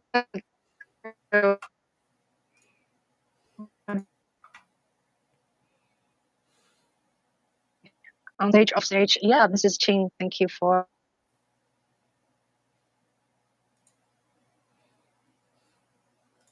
Let's try this again. We'll give her a 3, 2, 1. Ching, you're going out on us. You're in and out. You're in the vortex. We're going to try it again. So I'm going to turn your mic back on 3, 2, 1, go. I think, I'm not very good at this. 3, 2, 4, 5, 6. Let's see here. Tom, help me out here. Oh, Okay. there's Am I Ching. good? Am I Yeah. good? Yeah, Okay. Yeah, there you go. Now we Yeah. can hear you. Sorry. I was walking from another room to another room, so internet gets weird. Yeah. So just want to thank you for taking me up. And yeah, I'm Ching. I've been fiddling around with the video camera for a long time, as long as like 25 years ago, and until I had access of an iPhone, which as early as iPhone 4, I had my first iPhone. And then I started to shoot a lot of things. Like I'm a more journalistic way of shooting things, and shooting, food on the street, shooting dogs, fighting, or anything I found myself, feel fascinated with many different things. So if you look at my YouTube channel, which is called Jewel Media, Jewel is my last name, Juhl, and very early, like you were saying, Dominic, uh, or maybe Tom was saying earlier, I don't know, 13 years ago, I just put things down just because I thought YouTube's a storage. I just use YouTube as storage. Whatever video I make, I put it down. So I wasn't thinking about gaining a subscription. So now I think I care more about, oh, do people like me? Oh, how many views I have? I do care about that. Yeah. But in the other hand, I don't really care because if you look at my YouTube channel, I'm all over the place. I talk about food, I talk about travel, I interview people. I also interviewed Tom a few months ago. So, speaking of a documentary, yeah, I've been using iPhone for a long time. So for the last, or say 5, 6 years, most of the video was made on iPhone. I made a feature documentary called My Langan Diary. You'll see that on my profile, and yeah, it just became available on Tubi on 5 days ago. So you can watch it free on Tubi TV. It's a so I just basically carry one camera with myself without any crews, followed a movement for a whole year, and then I edited myself on Final Cut Pro 10, and then eventually, yeah, the role was long. It took me 3 years to make it, to edit it, and then to find a distribution, and now it's in the world. So this is a very good example of people like me who have no budget. Basically, it's not even low budget, no budget, and I'm able to do this work, and I think I can do it, and you can do it. So that's it. Check my film, My Young Gun Diary. Thank you.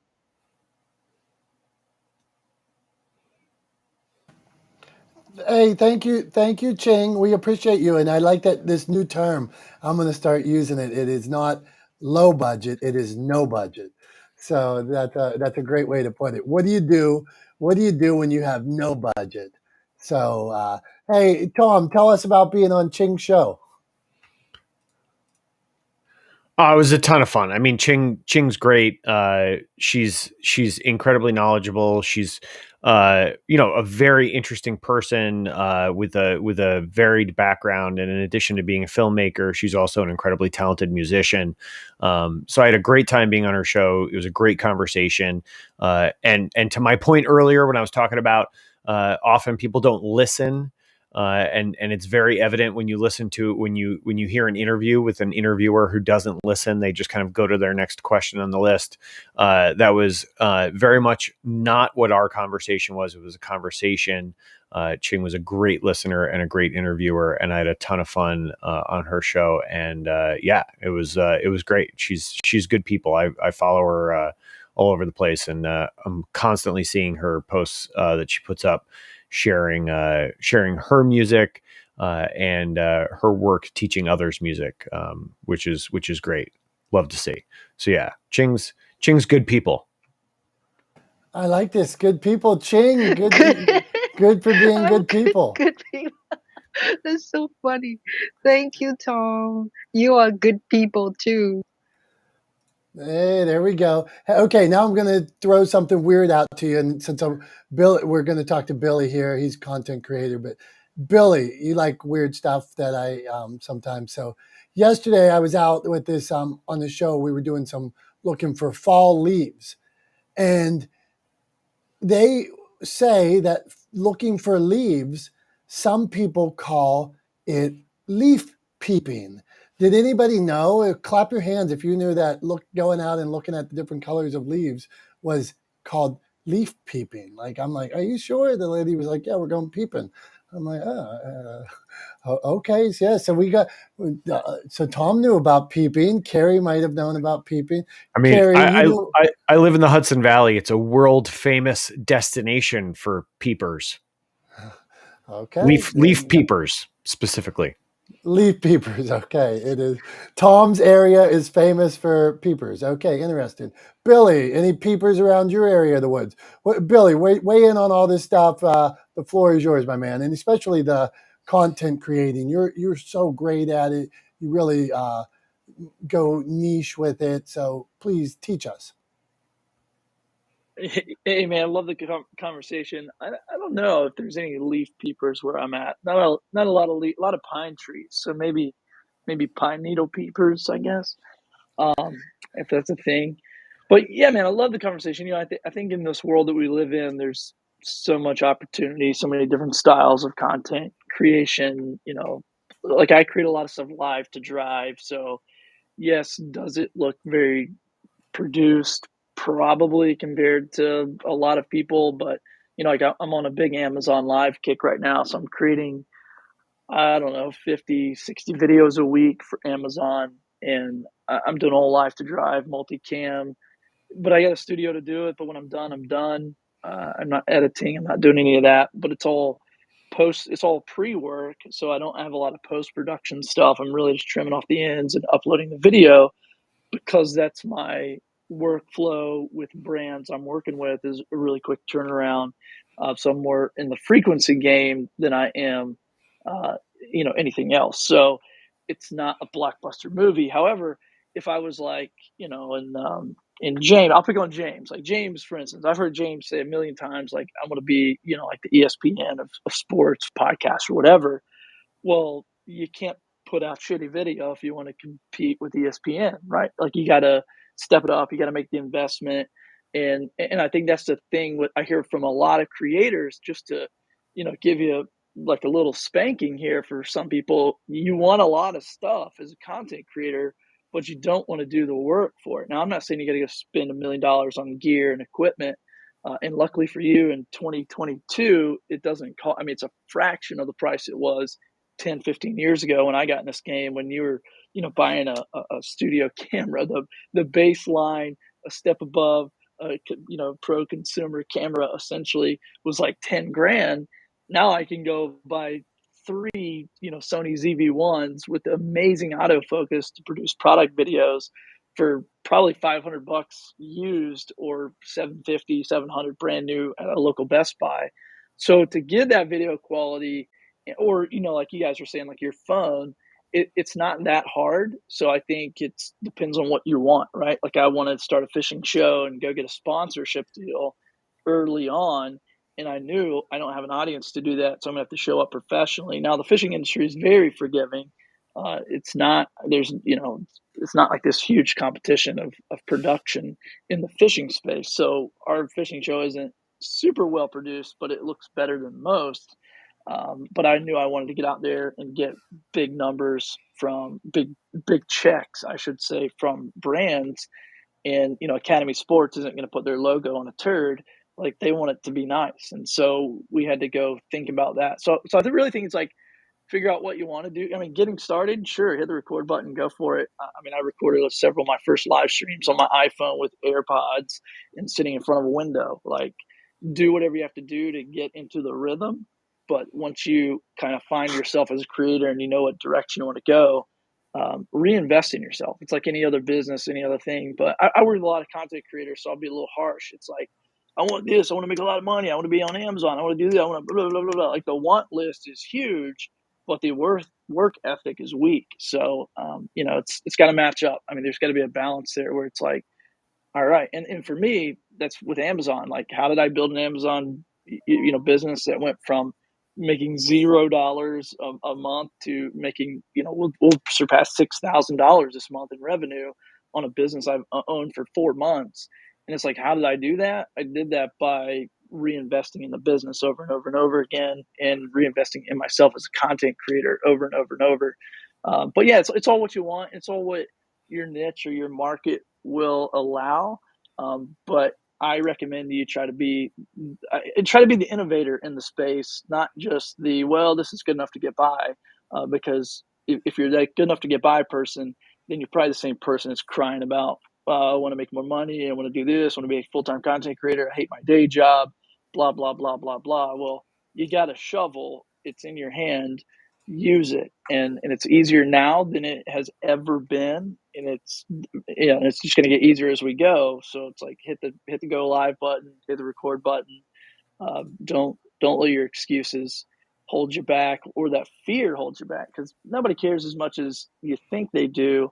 And when I learned a couple of these things, now it's like, okay, the confidence is there to record 30 videos of product videos a day in a timely fashion, and be able to rake in some good revenue from doing that as well. So anyway, Dom, love the conversation. Wanted to kind of pull a little bit of an opposing view of like, just can hit the thing, dude. Like no one's gonna make your dreams come true for you. And think about each piece of content you put out there as a little resume.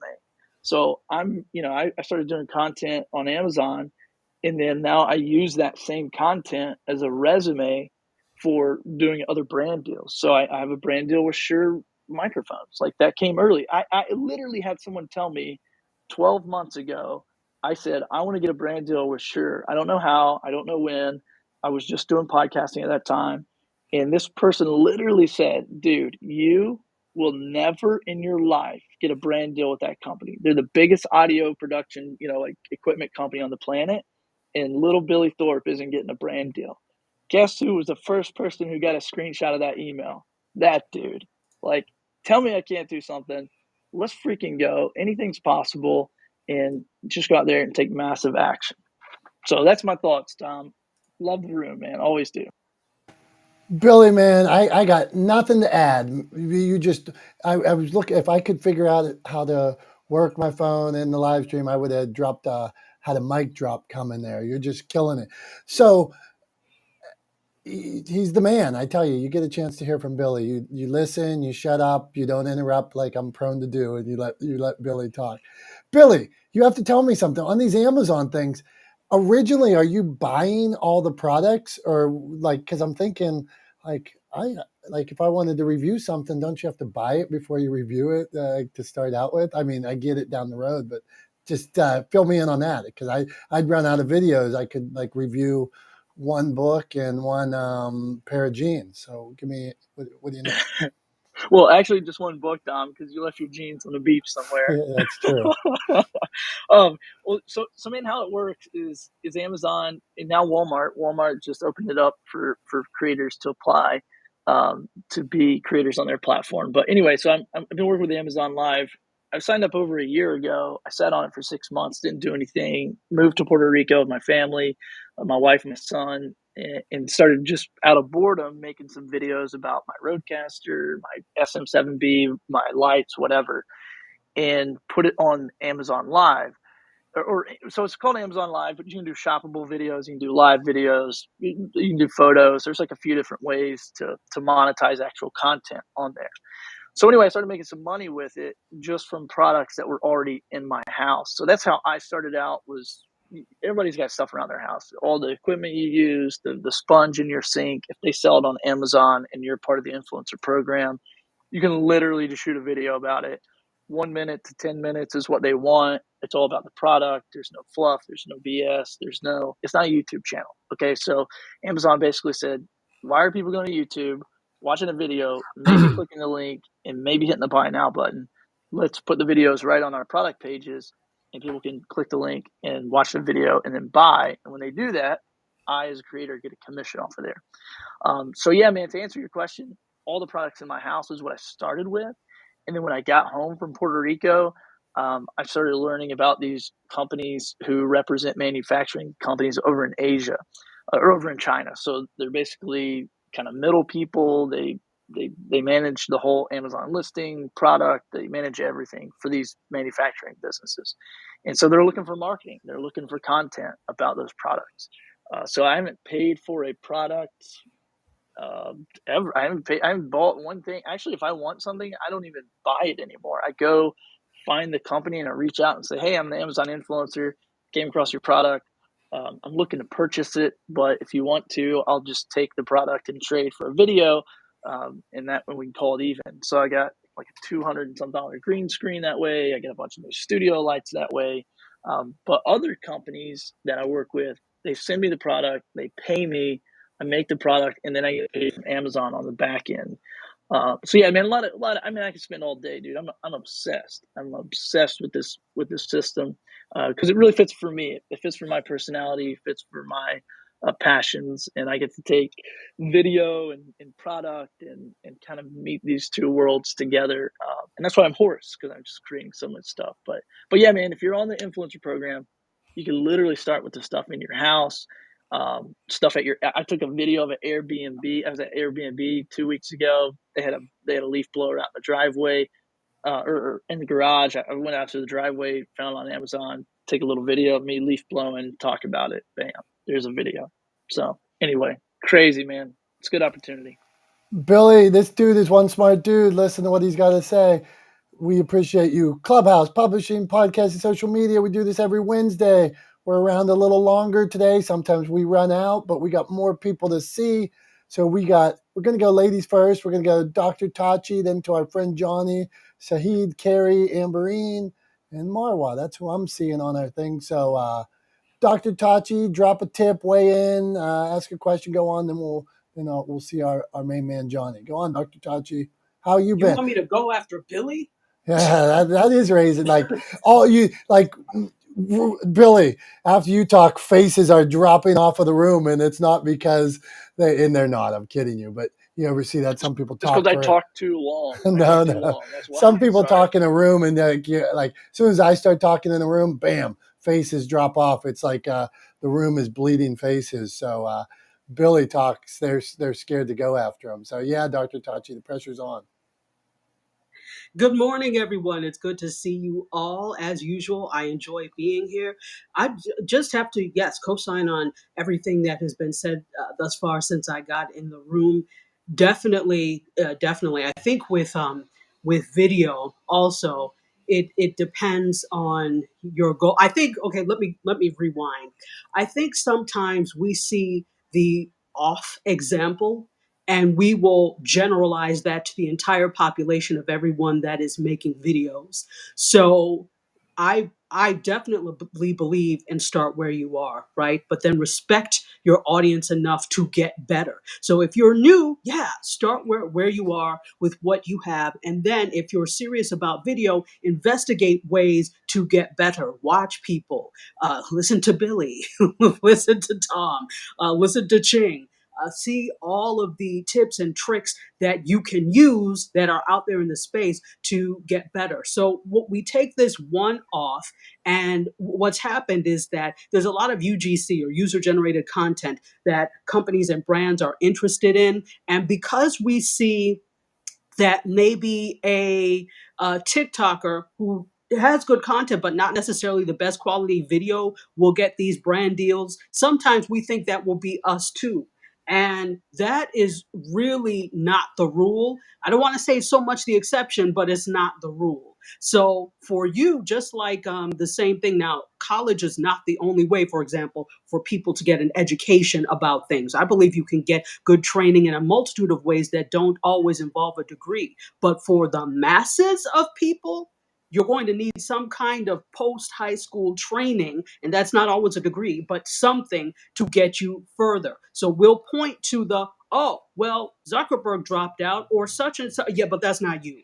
That is not you. And I'm not trying to be mean about it, but you have to look at in the entire population of everybody who has made it, it's probably 1% or much less than 1% who went and was discovered or did things in a way that was, quote, not traditional. Now, I'm not saying to go the traditional route all the time, but realize what your odds are when you don't get certain types of things. The same thing applies to video. So yeah, person X may be able to use their iPhone 4 and get brand deals up the wazoo, but that's probably not going to be you. As such, like Billy was saying, you have to stand out. What makes you stand out? Because you probably are not going to be the second person they take with an iPhone 4. So respect your audience to get better. Start where you are, start with what you have, but then progressively get better, especially if you're serious about making videos, having people pay attention to your videos, and eventually monetizing them. I am complete. Dang, Dr. Tachi brought it. Holy cow. She said she will not be outdone by Billy. And really kick some butt. So thank you, Dr. Tachi. Appreciate when you're here. Tom, do you want to weigh in on that? I know Dr. Tachi and you're like you two were split at birth, oddly split at birth, but I could see that it could have happened. Yeah, no, I mean, I'm gonna echo what Dr. Tachi likes to say. Is I'm gonna co-sign on everything that she just said. But yeah, I mean, I think it's 100% right that you know, you set the bar for where you start where you are, right? You set the bar for where you stand right now. But then yeah, always work to get better, always work to improve, and do it with the intention of bringing more value to your audience, right? You want to grow a community, you want to build a community around your brand, then deliver value to them and improve on the value you're delivering to them over time, right? And I think that's a great way to build that community. So yeah, have the respect for them to continue to hone your craft, to improve, to get better over time, to produce better content, to deliver better messaging and better content to them. And I think ultimately you'll reap the rewards of those efforts. But yeah, I think it's about doing things with intention, right? Instead of chasing followers, right? Do things with intention, right? Ask yourself, what is the intention you have with the content you're creating? And then laser focus, lock onto that intention and pursue that, right? And that way you'll always be focused on delivering value and accomplishing good for your community rather than just chasing followers for the sake of followers and getting pulled into that trap of constantly pursuing the next dopamine hit on social media. So yeah, so that's what I think. But yeah, co-sign on everything Dr. Tachi says. Love it. Okay, we are going to meet one of our favorites. Let's see. That's our man John Pica. Johnny. I watch all Johnny's videos. I bet my feed, any video Johnny makes, you know how when you like and heart something, you see more of that. Like if my wife picked up my phone, she'd be like, "Why is there so much Johnny in Dom's phone?" But it's the truth, Johnny. So weigh in on all this for us. Thanks, Dominic. I don't know whether to be flattered or horrified. Anyway, my name is John Pica, the prophet of pop culture. You can call me Johnny, and I am a multidisciplined entertainer and storyteller. And I just got the red bar of death. Can you guys hear me? You know what's Check funny? You one, sound better check. than ever, Johnny. You were That's good. funny. So here's the funny thing about what you guys are talking about. So I have a podcast that is a video podcast to audio. So it starts as a live stream video podcast that is interactive with the audience. The audience is watching, they're commenting in real time on the chat, and we are posting their comments, responding to them by name.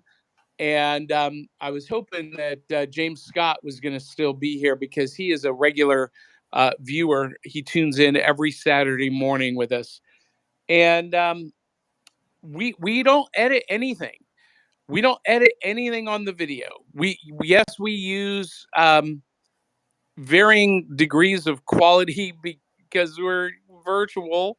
I've got a high def 4K camera and studio lights and microphone, and everyone has a professional microphone, but not everyone has professional studio lights. We're working on that. But here's the thing. It's live to drive. We don't edit anything. And even when it goes to the audio podcast, we don't edit a thing because we are a live experience and the audience is like the fourth or fifth co-host and will often drive conversation because it's interactive. And if we were to edit anything, it would really diminish that aspect. If we were to edit the program afterwards, the energy and the naturally occurring humor would be edited out. And so we don't do it. And here's what's really funny. I was just looking at the stats. So this past Saturday, we had tech problems. None of our cameras or microphones worked properly. And so we had to go live just using the iPhone camera and the built-in microphone on the iPhone. And when it should know it, it's the highest rated episode so far. The worst production has the highest ratings. And I think that just goes to show that content is king, personality is king. If you're being authentically you and being sincere and authentic, the audience picks up on that and they want to go along for the ride. And that's just my thoughts on that. And I'm sure there are a lot of people in the listening lounge who are cringing at everything that I just said, because it goes counterintuitive to what they've been taught by the gurus. But it works for us. We're monetized.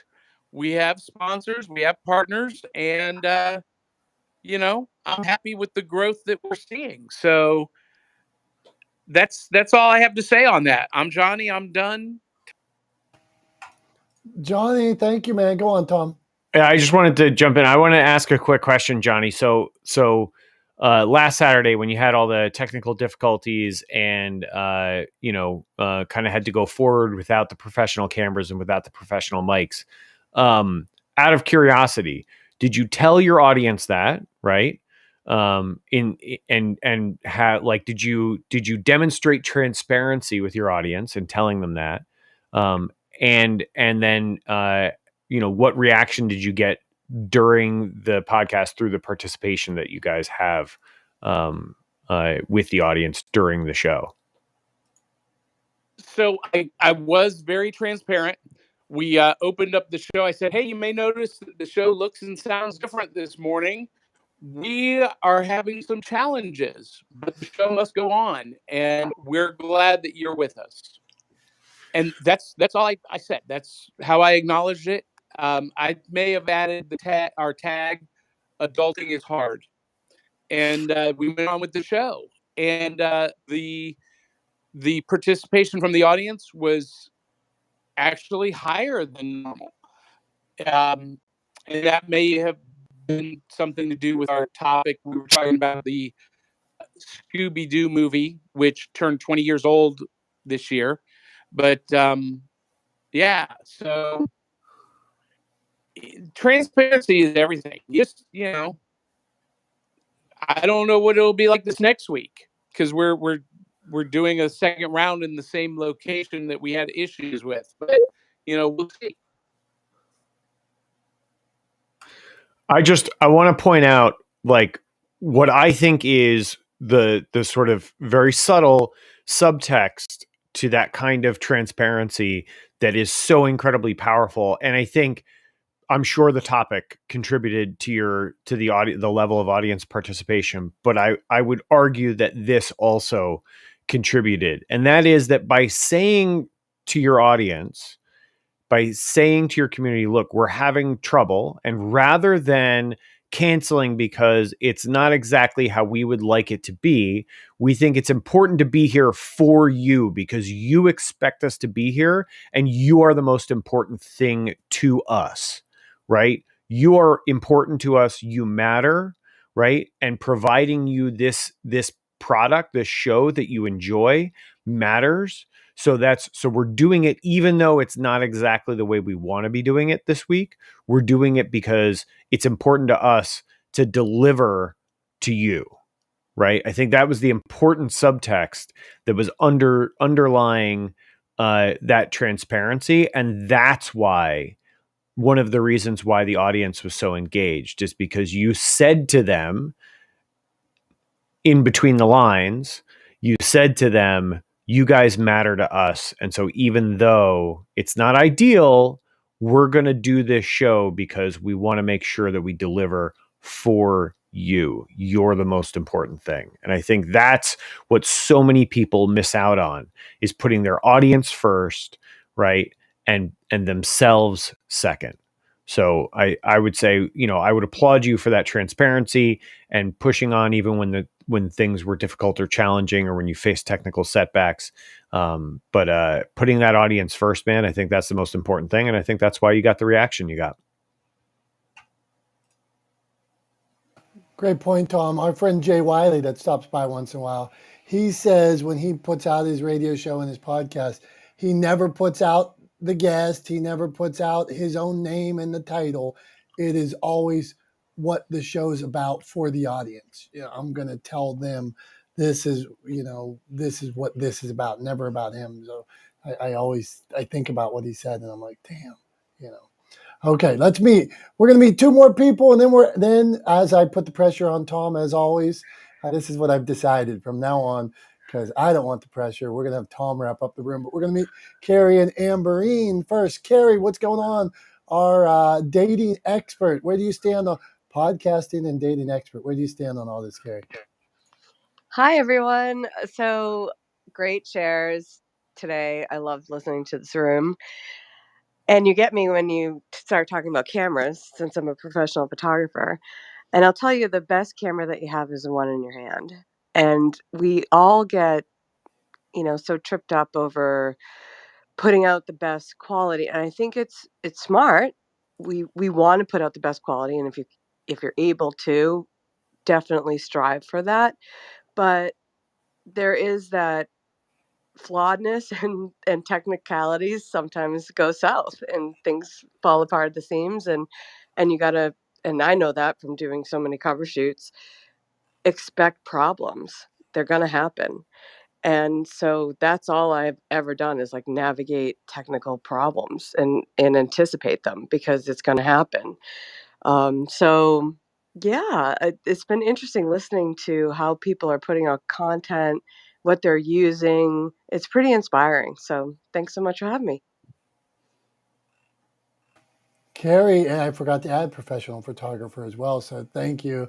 And that made me, as she's saying that, I'm thinking, I should be posting more pictures that I'm probably looking at thinking, oh, this isn't perfect.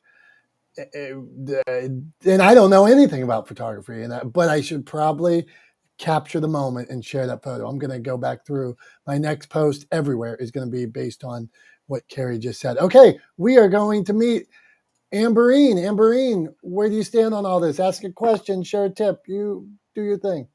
Good morning, Dominic. At first, when you invited me up, I was a little bit hesitant, and then I'm like, okay, I'm like an anxiety coach, so I should put myself out there, and plus it helps to see Simon up there as well. I'm just in the newbie stage, so I just started my coaching business. So I guess for me, just the struggle has been I get kind of overwhelmed, and then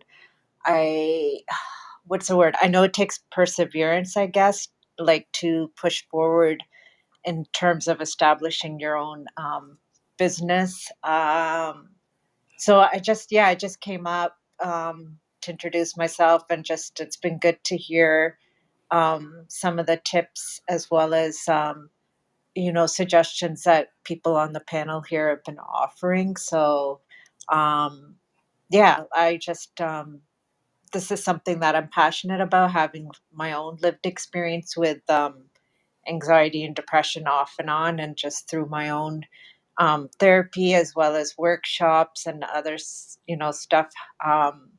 I'm thankfully in a better place in my life now to be able to help other people. So that's kind of, you could say, my purpose now in life, where we've all been trying to figure out. So I was in the corporate world for quite a long time, and I got tired and sick of it. So now it's time for me to pursue my passion. So I'm done speaking. Amberine, thank you. Day in, day out. Don't forget that why. Your story might be somebody else's survival guide. But let's let our man Simon speak to that, since you mentioned Simon was a reason for you stepping out of your comfort zone and coming up on stage, which we appreciate. Simon, go ahead. Yeah, thanks, Dominic. I do really appreciate when, I see people like Amber, I think have been in my rooms where I'm known on this app. The club's called Encouraging You, and that's what I do. And I'm always about encouraging people to have a voice through whatever means, come to these platforms, social audio, videos, blogs, text, images, does not matter to me. We all have a story, but not everybody is encouraged to be telling it because lots of people are put off, especially on this app. Many of us will have probably been to those stages where the stories are negated or reduced or somebody's got it worse. And so it's always a source of pride for me and has come on this app for 17, 18 months to see people like Amberine and others who I've seen kind of start almost at the very beginning and grow into it. Not to say that grow into this side of it, because people like Amberine, we forget that some people could have been business owners and really successful in other areas. Just because they're not coming to all of these apps and stages and speaking every day doesn't mean that they're not successful in other areas. So anytime when I go into these rooms and somebody may intimate that somebody's made another choice or a better choice or whatever as a direct result of mine or others' encouragement, I remember my humility because I'm in service, and absolutely when I go around this app and I hear people being put down or I hear people putting themselves down, I don't tell people what to do, but I always want to be that person, Dominic, who's like, actually, do you know what, that video is okay, that blog's okay. You didn't, you ummed and erred and this, that, and other. I've been a professional speaker since 2012. I still do ums and ers. Am I bothered what other people think? That's another brilliant thing. Being so bothered about what other people think when creating content, and in the context of this room, when I'm like, hey, you did a video, brilliant. You did that, brilliant. You came to this room, brilliant. You came up to stage and you spoke, brilliant. I love it. I love seeing people encouraged. So thank you, Amberine, for coming up. And again, I only go to rooms, by the way, I'm known on this app for only going to places where, I don't know if safe is the right word, but where I am allowed to speak and people are inclusive. Dominic and Tom, for me, when I've ever been in here, have always been inclusive and supportive. So, I can suggest to come back because I learn. That's the other thing within these spaces. When I go to rooms and hear people, I know it all and this, that, and other, I switch off and I leave the room. In here, I hear people who've got lots of varying different, knowledge kind of thing, but are still willing to share for nothing, and also are willing to receive and are willing to listen to people who might not be this super duper podcaster or super duper video person. So I'm going to depart now because I'm out on my adult scooter, which is a bit of a comedy thing, and I don't want to fall off it. So Dominic, Tom, thanks for pinging me in. Feel free to. Most people, when they ping me, I'm like, go away. But again, this place, I enjoy coming in. I'm always educated and always learn something. So thank you. Simon, thank you, Amberine. We appreciate every person who comes here. And I'm a guy who, admittedly, I've sit in a room here with one person, two people, where you start your room and you wonder if anybody's going to come. And you think, well, I'm going to do it because I think people will, because I believe in the message. And so each of you that come week in or week out, or you stop by the first time today, we're thankful. You guys make it happen. Your tips. I don't know what Billy knows. I don't know what Tom knows. I don't know what Dr. Tachi knows, what Carrie knows. So Ching, I don't know. We need you guys. So Tom, we appreciate you every week. I don't like pressure. I run from it. Seriously, you do just such a good job wrapping everything up each week. And so if you would, in the way that only Tom can, would you mind putting a close on this thing for us? Absolutely, Dom. Thanks. And thank you for running this room every week for us. We've been co-hosting this room for, I think, about a year now, right? We've been very consistent. I think we've only missed like 1 or 2 weeks out of the whole year. So we've been very consistent because obviously, as we know, consistency matters. And have built quite a little community here, and very much appreciate what Simon just said. What he said really epitomizes the reason why we do this every week, right? I know our goal, I speak for both of us when I say our goal here is to provide value to the folks that come into this space, whether it's through our own expertise or experience and being able to share that with them and answer their questions, or by simply being able to connect them with the right people to provide them with the answers that they're looking for or that they need. And so you guys are 100% why we do this every week. And it's one of those things. There are things that both Dom or I could do in the short term, in the immediate term, in the now. There are things that we could do with this 2 hours every Wednesday that would earn us more money than this has to date. Because so far to date, I've got a goose egg going, right? But I show up every week, every Wednesday, because I care. And as does Dom, we both care about providing value to the community. And both of us wholeheartedly believe that in the long term, that value will come back around. And it won't come back around 100%. And that's totally fine with me. I get a ton of joy from being here every week and getting to share my experiences with everybody and help other people understand how to approach video content creation, how to solve some of the challenges they're facing, and where to focus their attention and their energies. I get a ton of joy out of helping people here every week, and even when it's just simply pointing them to the right person to ask. That's why we do this week in and week out. That's the community that we're trying to build here. So Simon, thank you for being here. Billy, Dr. Tachi, Ching, Carrie, Amberine, Raj, thank you guys for being up on stage with us here till the bitter end. We appreciate you. And I would just say, I like to leave things with a little bit of a message for each week. And I would just ask that everybody go out and spend the rest of their week until they're back here next Wednesday with us, providing value to your community. So in whatever way, shape, or form that takes, spend the next 7 days providing value to your community, give that gift, and then come back next week and tell us how much joy it brought you to deliver that value to your community. I bet you it'll be outsized, right? So that's all I have to say for this week. Thank you everybody so much for being here. We appreciate you.